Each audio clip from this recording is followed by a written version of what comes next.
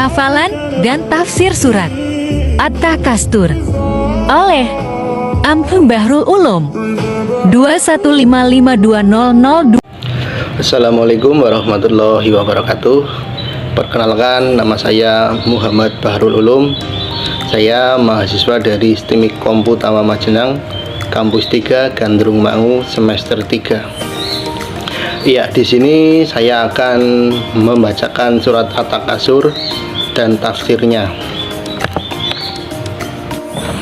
Bismillahirrahmanirrahim. Alhaakumut takasur hatta sultumul maqabir. Kalla sawfa ta'lamuna summa kalla sawfa ta'lamun. Kalla law ta'lamuna ilmal yaqin la tarawunnal jahim summa la tarawunnaha ainal yaqin summa la tus'alunna yawma idin 'anin na'im. Shadaqallahul Adzim.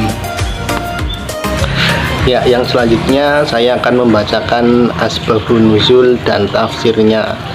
Yang pertama, asbabun nuzul surat At-Takasur.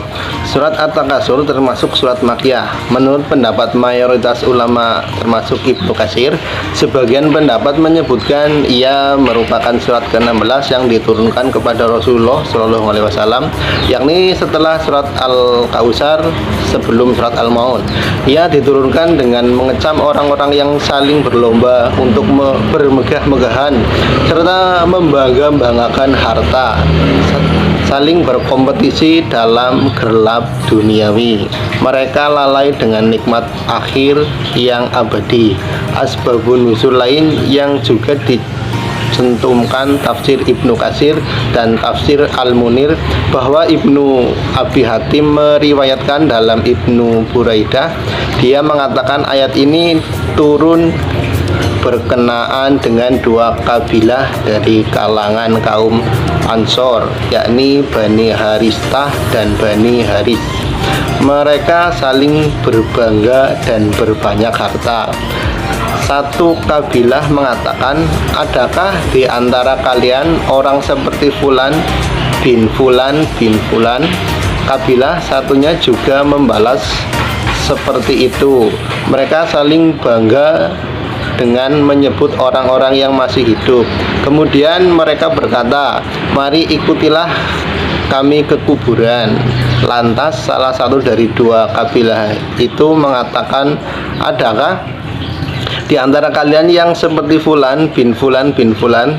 Mereka berkata saling menunjuk-nunjuk kuburan tersebut. Kabilah satunya juga membalas seperti itu. Lalu Allah menurunkan surat At-Takasur. Riwayat ini juga menjadi hujah bagi yang berpendapat surat ini madaniyah. Namun karena riwayat ini dinilai lemah, pendapat itu banyak ditolak. Ya, yang selanjutnya tafsir surat At-Takasur atau bermegah-megah.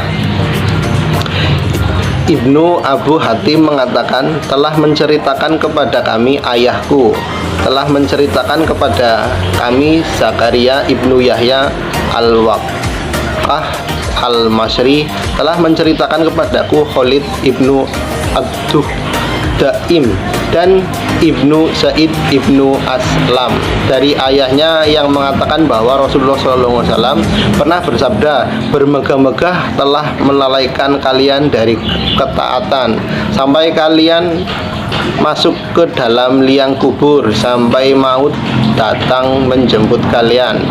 Al-Hasan Al-Basri mengatakan sehubungan dengan makna firman-Nya, bermegah-megah telah melalaikan kalian, At-Takasur, yakni dengan harta dan anak-anak. Di dalam kitab Sahih Bukhari dalam bab Rokoid telah disebutkan hal yang sama dari Al-Hasan Al-Basri, dan disebutkan bahwa telah menceritakan kepada kami Abdul Walid, telah menceritakan kepada kami Hamid ibnu Salamah dari Sabit, dari Anas ibnu Malik, dari Ubay ibnu Ka'bah yang mengatakan bahwa kami menganggap hal tersebut termasuk Al-Quran sebelum diturunkan firman-Nya, bermegah-megahan telah melalaikan kalian. At-Takasur 1.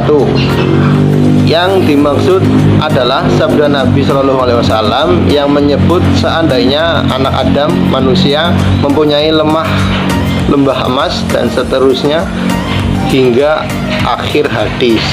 At-Takasur kedua, bahwa surat ini diturunkan berkenaan dengan dua kabilah Ansor, yaitu Bani Harisah dan Bani Haris.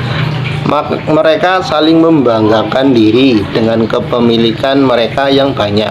Salah satu pihak mengatakan bahwa apakah di kalangan kalian terdapat orang yang semisal dan si Fulan bin Fulan dan si Fulan, sedangkan pihak lain mengatakan hal yang sama pula kepada lawannya. Mereka saling bangga diri dengan orang-orang yang masih hidup. Kemudian mereka mengatakan, marilah kita berangkat menuju kuburan. Lalu salah satu pihak mengatakan, apakah di kalangan kalian terdapat orang yang seperti Fulan, seraya mengisyaratkan kepada kuburan orang. Dan pihak lainnya mengatakan hal yang sama, seraya mengisyaratkan ke kuburan lain. Maka turunlah firman-Nya, bermegah-megahan telah melalaikan kalian sampai kalian masuk ke dalam kubur. At-Takasur 1 dan 2. Sesungguhnya telah ada bagi kalian suatu perjalanan dari apa yang kalian lihat dan juga kesibukan.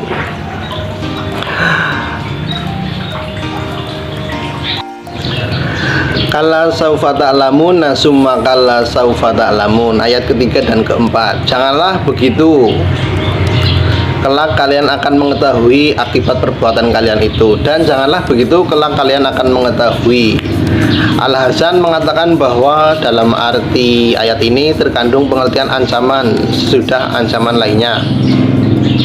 Ad-Dahhak mengatakan sehubungan dengan makna firman-Nya, dan janganlah begitu, kelak kalian akan mengetahui. At-Takasur 4, yakni hai orang-orang kafir, janganlah begitu jika kalian mengetahui. At-Takasur 5, yaitu hai orang-orang yang mukmin, dan mengenai firman selanjutnya yaitu kalla lau ta'lamuna ilmal yakin, janganlah begitu jika kalian mengetahui dan pengetahuan ainul yakin. At-Takasur 5, yakni seandainya kalian mengetahui dengan pengetahuan yang sebenarnya, niscaya kalian tidak akan terlena dengan memperbanyak harta hingga lupa diri mencari pahala akhirat sampai kalian masuk ke dalam kubur. Kemudian disebutkan dalam firman selanjutnya, la tarawunal jahim summa la tarawunaha ainal yakin, niscaya kalian benar-benar akan melihat neraka jahim, dan sesungguhnya kalian benar-benar melihat dengan ainul yakin. Ini merupakan penjelasan dari ancaman yang telah disebutkan di atas, yaitu pada firman-Nya, janganlah begitu, kelak kalian akan mengetahui akibat perbuatan kalian itu, dan janganlah begitu, kelak kalian akan mengetahui. At-Takasur 3 dan 4. Allah mengecam mereka dengan keadaan tersebut, yaitu saat ahli neraka melihat neraka, manakala neraka bergolak dengan sekali golak, maka menyungkurlah semua malaikat terdekat dan nabi yang diutus dengan bersideku di atas kedua lututnya masing-masing karena takut menyaksikan peristiwa-peristiwa yang sangat mengerikan tersebut, sebagaimana yang akan disebutkan dalam At-Takasur yang menceritakan keadaan tersebut.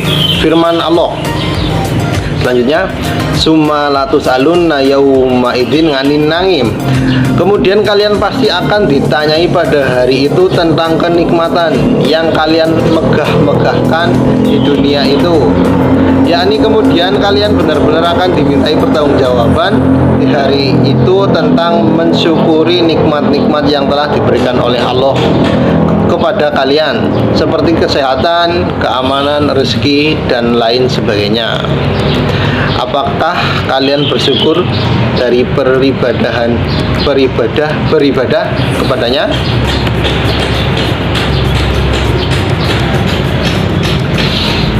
Ya, sekian dari saya, semoga bermanfaat. Apabila ada kata-kata yang kurang berkenan, mohon maaf yang sebesar-besarnya. Wassalamualaikum warahmatullahi wabarakatuh.